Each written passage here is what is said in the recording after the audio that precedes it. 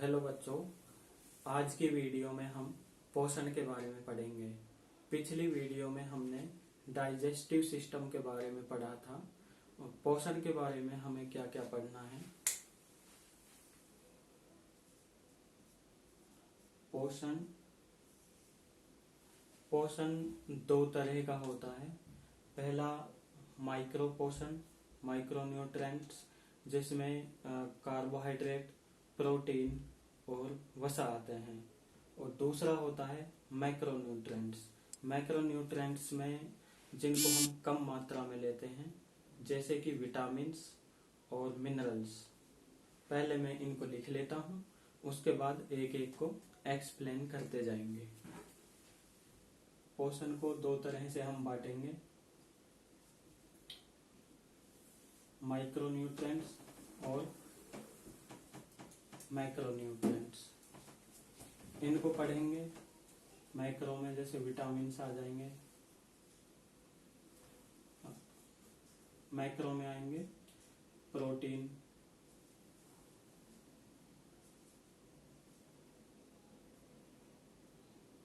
Carbohydrate,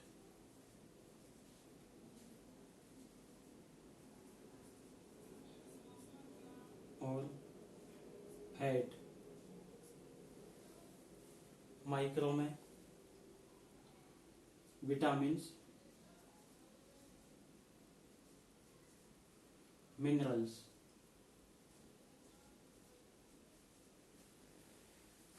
micro में vitamins और minerals आते हैं, इनको हम कम मात्रा में लेते हैं, लेकिन ये बॉडी के लिए बहुत ज़्यादा इम्पोर्टेंट होते हैं।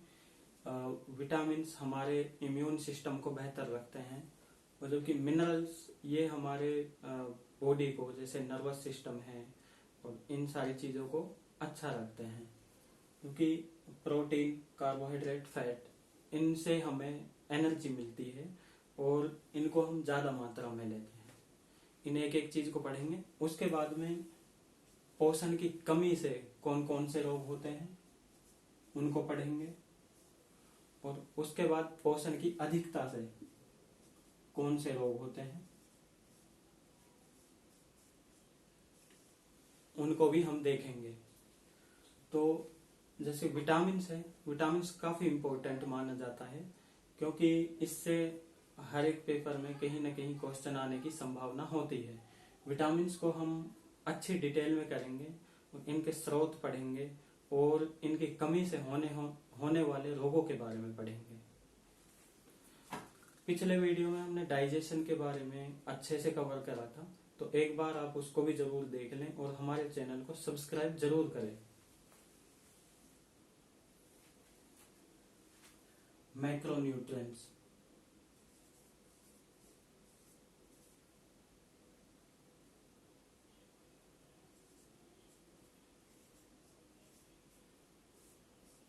कार्बोहाइड्रेट, पहले हम कार्बोहाइड्रेट के बारे में पढ़ेंगे।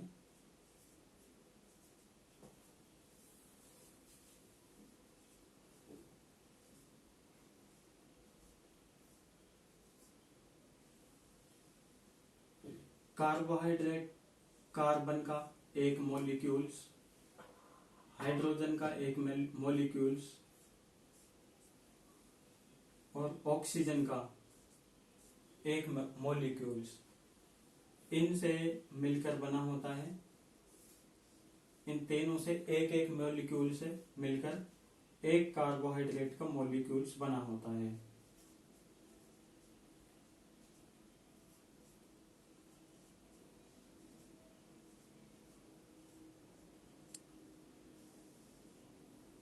एक कार्बन का मॉलिक्यूल्स, एक हाइड्रोजन का मॉलिक्यूल्स, एक ऑक्सीजन का मॉलिक्यूल्स, इनसे मिलकर एक कार्बोहाइड्रेट का मॉलिक्यूल्स मिलकर बनता है।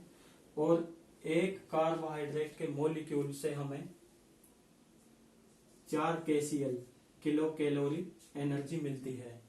ये चीजें हमें याद रखनी है कि एक कार्बोहाइड्रेट के मॉलिक्यूल से कितनी एनर्जी मिलती है, 4 kcal। कार्बोहाइड्रेट जो होते हैं ये स्वाद में मीठे होते हैं, ये चीज भी हमें याद रखनी है। कार्बोहाइड्रेट का काम क्या होता है हमारी बॉडी के लिए?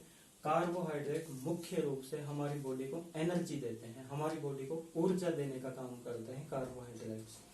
कार्बोहाइड्रेट्स को हम दो रूपों में आगे भी बांट सकते हैं।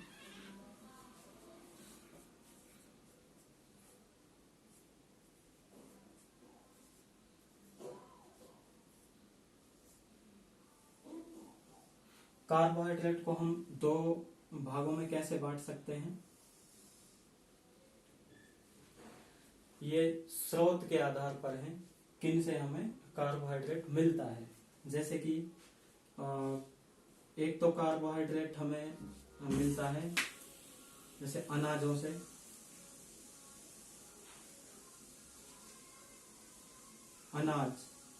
अनाजों में जैसे गेहूं,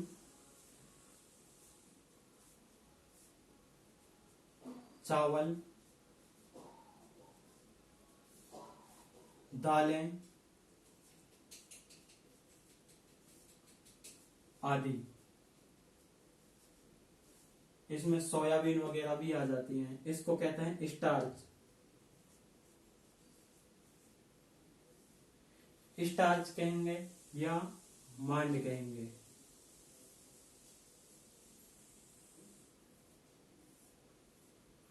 और जो दूसरा भाग होता है वो हम डिवाइड कर सकते हैं शर्करा में।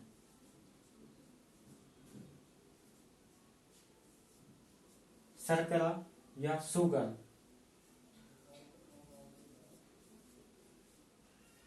इनसे हमें एनर्जी मिलती है। ये स्वाद में मीठे होते हैं, जैसे कि चकुंदर,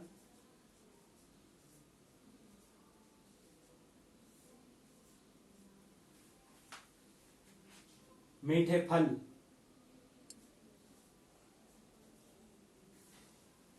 जैसे केला, अनार, सेब, ये चीजें। ठीक है। कार्बोहाइड्रेट को हम दो भागों में कैसे बांट सकते हैं? स्टार्च, जिसमें अनाज वगैरह आते हैं। ये जो स्टार्च होते हैं इनको पचाने में हमें थोड़ा टाइम लगता है।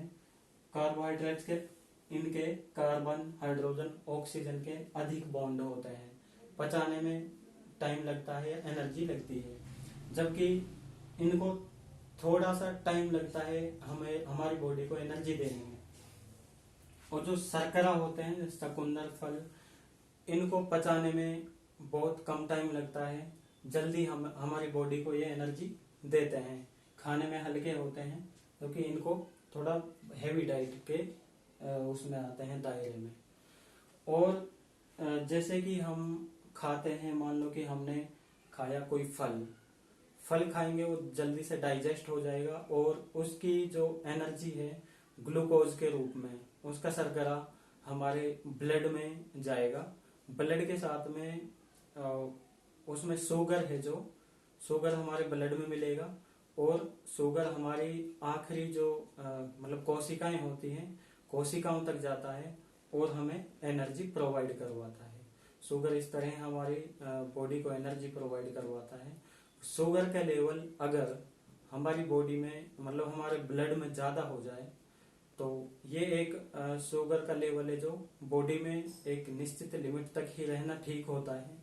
जैसे कि इसकी लिमिट 70 से 100 मिलीग्राम प्रति DL होनी चाहिए। अगर 70 से 100 के बीच है तो कोई दिक्कत नहीं है। अगर इससे ज्यादा हमारे ब्लड में शुगर लगातार रहती है तो उसे शुगर की बीमारी के रूप में देखा जाता है। और जब हमारी बॉडी में शुगर की कभी कभार जैसे मात्रा ज्यादा होती है, जैसे खाना खाते हैं, खाना खाने के तुरंत बाद हम देखेंगे तो ब्लड में शुगर की लेवल 100 से ज्यादा जाता है। और इसको कंट्रोल कौन करता है? शुगर का लेवल अगर हमारी बॉडी में ज्यादा जा रहा है तो इसे एक इंसुलिन नाम का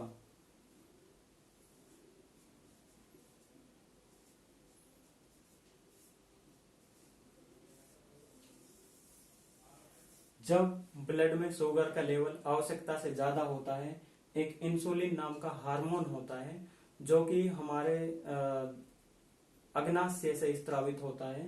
ये इंसुलिन हमारे ब्लड में शुगर का लेवल मेंटेन करता है।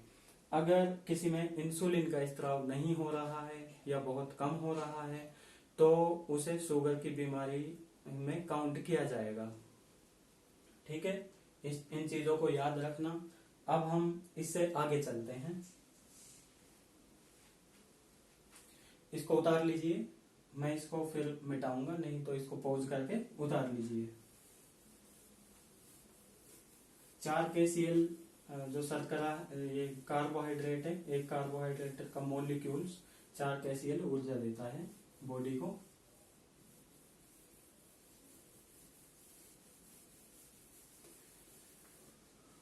और जो कार्बोहाइड्रेट है जटिलता के आधार पर इसको 3 भागों में बांटा जा सकता है, वो भी हम देख लेते हैं।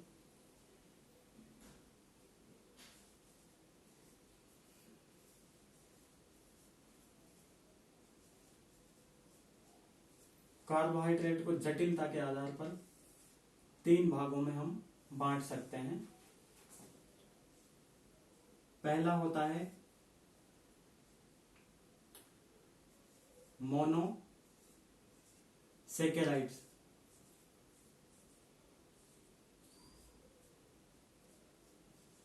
मोनोसेकेराइड्स। दूसरा होगा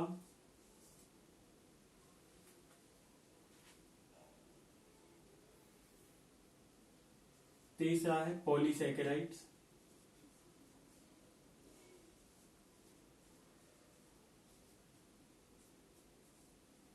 दूसरा है डाइसेकेराइड।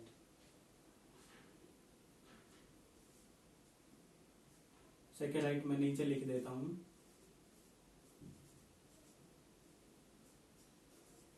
जो बच्चे हिंदी मीडियम के हैं वो ऐसे ही इसको याद करेंगे। ऐसा नहीं है कि हिंदी में कुछ अलग से होगा या फिर इंग्लिश में कुछ अलग सा होगा। तो जहां जहां पे थोड़ी बहुत इंग्लिश आ रही है उसको इंग्लिश में ही याद रखेंगे, बाकी आप गूगल का भी सहारा ले सकते हैं। मैं हिंदी और इंग्लिश दोनों में पढ़ाऊंगा, ऐसा नहीं है बहुत ज्यादा टफ इंग्लिश में पढ़ा रहा हूँ। कुछ टर्मिनोलॉजीज हैं जो कि इंग्लिश में है, बाकी साइंस है तो थोड़ी बहुत इंग्लिश में तो रहेगी। मोनोसेकेराइड, मोनोसेकेराइड मतलब ये कार्बोहाइड्रेट है जो ये हमने बांटा है जटिलता के आधार पर।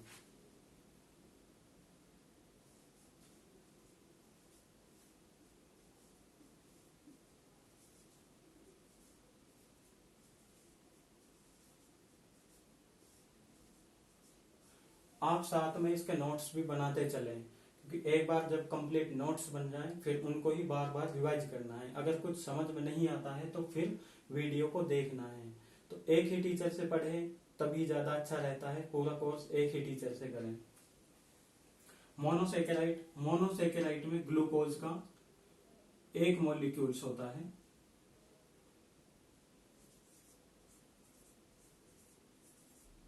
ग्लूकोज या फिर इसको हिंदी में लिख लेता हूं शर्करा। ग्लूकोज या शर्करा का इसमें एक मॉलिक्यूल होता है,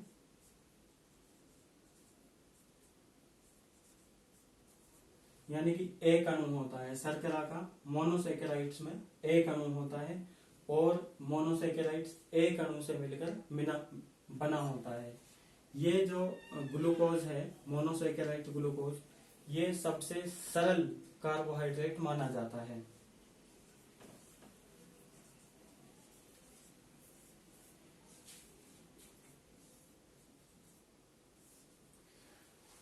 मोनोसेकेराइड्स कार्बोहाइड्रेट का सबसे सरल रूप माना जाता है और ये पचाने में भी बहुत आसान होता है। सबसे आसान होता है मोनोसेकेराइड पचाना। मोनोसेकेराइड में कौन कौन से हम काउंट कर सकते हैं वो देख लेते हैं। ग्लूकोज, ग्लूकोज यानी कि शर्करा, एक ही अणु होता है ग्लूकोज का। और दूसरा होता है फ्रक्टोज। फ्रक्टोज, फ्रक्टोज भी एक ही अणु से मिलकर बना होता है। यह भी सबसे सरल कार्बोहाइड्रेट का रूप है, फलों में होता है फ्रक्टोज। इसके बाद गलक्टोज,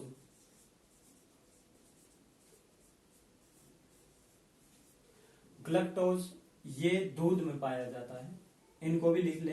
फ्रक्टोज फ्रूटों में, ग्लूकोज दूध में, और ग्लूकोज जैसे गन्ना वगैरह में पाया जाता है।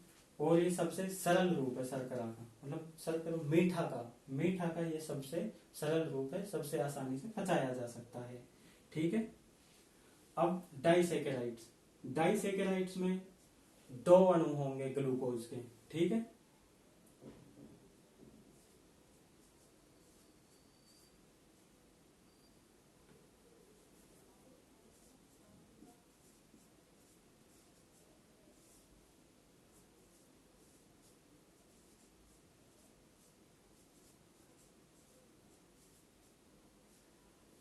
डाइसेकेराइड्स में ग्लूकोज के 2 अणु यानी कि ग्लूकोज के 2 मॉलिक्यूल से मिलकर बना होगा, उसे डाइसेकेराइड्स कहेंगे। जैसे कि एक ग्लूकोज का मॉलिक्यूल प्लस इसमें एक ग्लूकोज और मिल जाए, 2 ग्लूकोज के मॉलिक्यूल्स हो गए, ये मिलके बनाएंगे माल्टोज। एक इसमें अगर फ्रक्टोज मिला दें हम,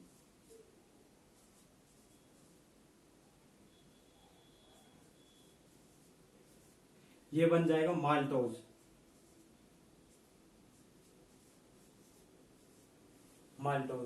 ठीक है। ग्लूकोज प्लस फ्रक्टोज मिलाएंगे तो ये सुक्रोज बनेगा।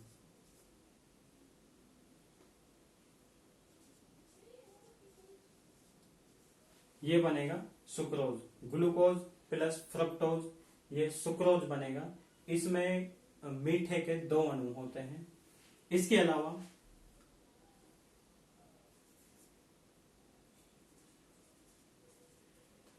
यहां लिख लेता हूं, जगह कम है, यहां लिखता हूं ग्लूकोज प्लस ग्लूकोज, ये मिलके बनाएंगे माल्टोज।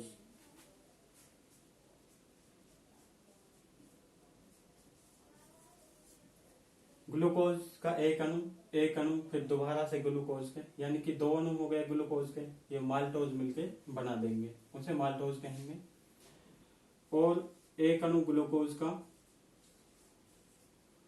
दूसरा अणु फ्रक्टोज का हो जाए, इसका गलैक्टोज का हो जाए,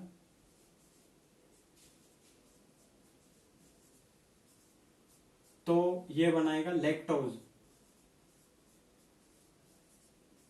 ठीक है। ये हो गया डाइसेकेराइड।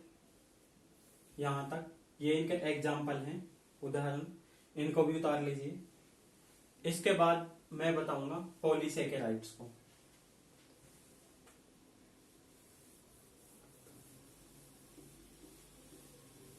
ये पॉज करके उतार लें अगर नहीं उतारा है तो।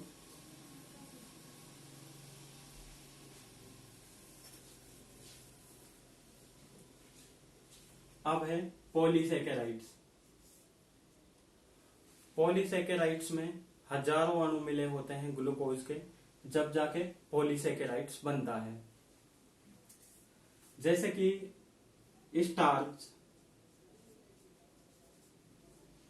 स्टार्च का मैंने आपको बताया था, ये कार्बोहाइड्रेट का एक रूप होता है। तो अगर स्टार्च मतलब हजारों की संख्या में मॉलिक्यूल्स मिले हुए हैं तो स्टार्च नामक कार्बोहाइड्रेट बनता है। सेल्यूलोज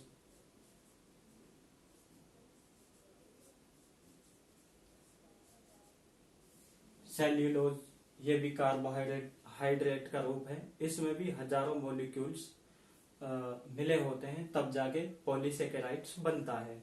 स्टार्च और ग्लूकोज को मतलब जो स्टार्च है इसको पचाने में टाइम लगता है, हमारी बॉडी की एनर्जी का ज्यादा कंजप्शन होता है। ठीक है, ये सरल नहीं होता है। सेल्यूलोज को तो हमारी बॉडी पचा ही नहीं पाती है, क्योंकि ये चीज हमें याद रखनी है। सेल्यूलोज का एग्जाम्पल, अगर ऐसा क्वेश्चन पूछ लिया जाए कि सेल्यूलोज हमारी बॉडी में कहाँ पे पचता है, उसका आंसर होना चाहिए हमारी बॉडी में सेल्यूलोज नहीं पचता। क्योंकि हमारी बॉडी से ऐसा कोई एंजाइम नहीं स्त्रावित होता जो सेल्यूलोज को पचा सके। हालांकि हम कार्बोहाइड्रेट के रूप में सेल्यूलोज को जरूर ग्रहण करते हैं।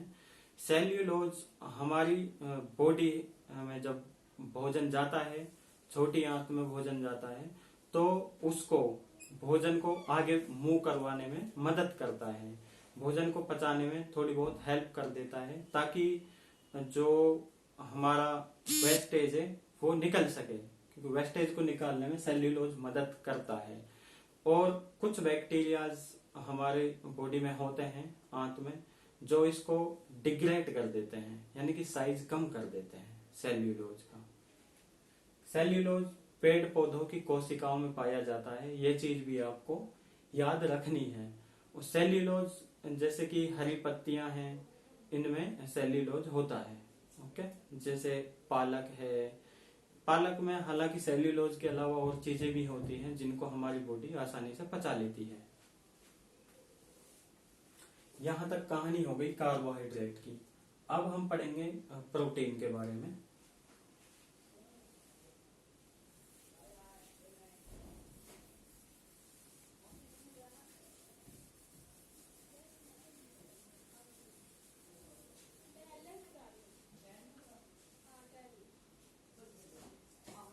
प्रोटीन के बारे में लिखें।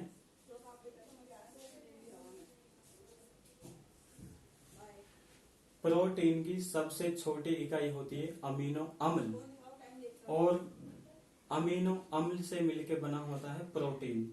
जैसे कि स्टार्च से या फिर ग्लूकोज से मिलकर बना होता था, ग्लूकोज है जो छोटी इकाई है कार्बोहाइड्रेट की, ठीक है। उसी तरह प्रोटीन की सबसे छोटी इकाई क्या है? अमीनो अम्ल।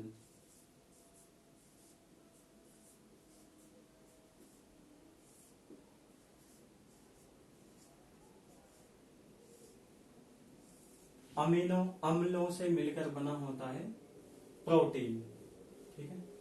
और प्रोटीन है जो, इसमें कार्बोहाइड्रेट भी होता है, नहीं सॉरी, प्रोटीन में होता है कार्बन, कार्बन, हाइड्रोजन,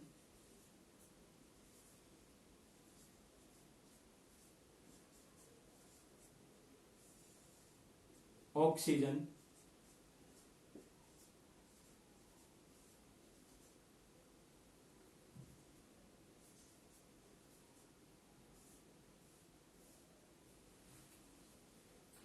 इसके अलावा इसमें जिंक होता है,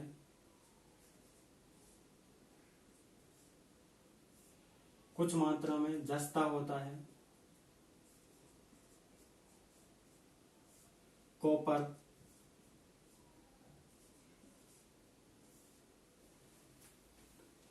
इनसे मिलकर बना होता है प्रोटीन, ठीक है। एक प्रोटीन का मॉलिक्यूल्स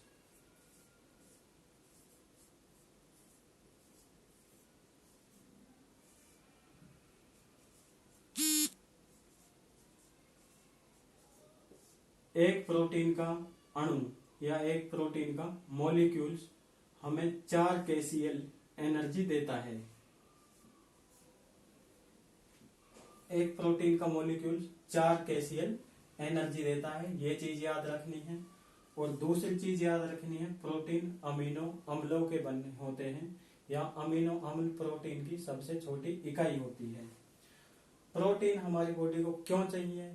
प्रोटीन भी हमारी बॉडी को बनाने में मदद करते हैं। प्रोटीन हमारी बॉडी की ग्रोथ के लिए सहायक होते हैं। प्रोटीन हमारी बॉडी को एनर्जी भी देने का काम करते हैं।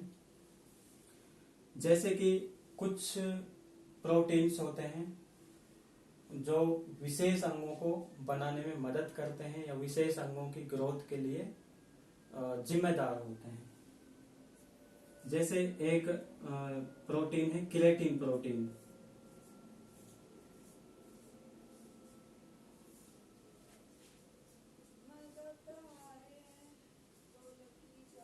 केराटिन प्रोटीन बालों की ग्रोथ के लिए जिम्मेदार माना जाता है। बालों में। ओके। दूसरा है मायोसिन प्रोटीन।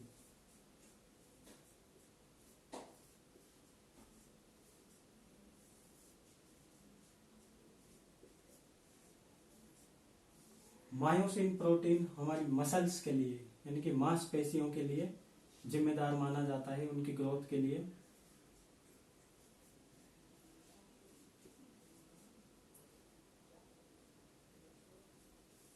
मांसपेशियों की ग्रोथ के लिए। और ओसिन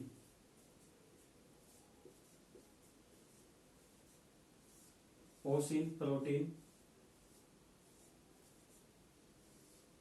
ये जिम्मेदार होता है हड्डियों की ग्रोथ के लिए।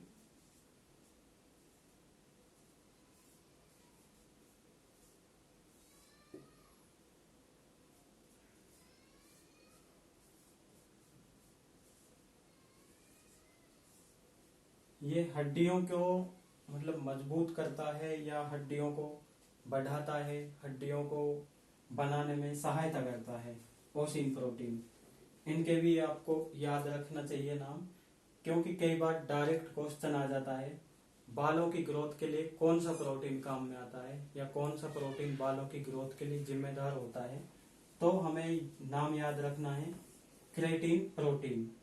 अगर हड्डियों की ग्रोथ के लिए आ जाए तो उसमें ओसिन प्रोटीन का नाम याद रखना है। बस प्रोटीन में इतना ही। अब इसके बाद हम पढ़ेंगे फैट, वसा। ओके, हमने प्रोटीन पढ़ लिया, कार्बोहाइड्रेट पढ़ लिया, अब पढ़ेंगे वसा को। ये उतार ले जल्दी से।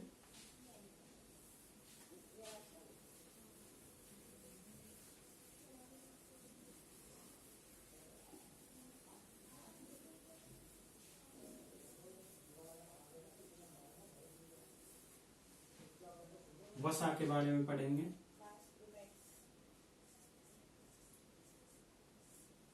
वसा या फैट, सामान्यतः इसे हम चर्बी के रूप में भी जानते हैं, चर्बी भी इसे कहते हैं। वसा हमारी बॉडी को सबसे ज्यादा ऊर्जा देती है, सबसे ज्यादा एनर्जी देती है। हमने पढ़ा था कार्बोहाइड्रेट का एक मॉलिक्यूल्स 4 kcal ऊर्जा देता था और प्रोटीन का एक मॉलिक्यूल्स भी 4 kcal ऊर्जा देता था, लेकिन वसा का एक मॉलिक्यूल्स यानी कि एक अणु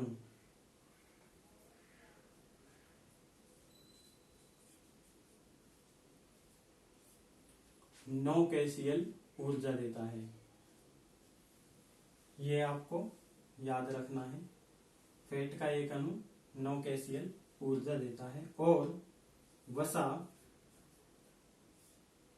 फैटी एसिड से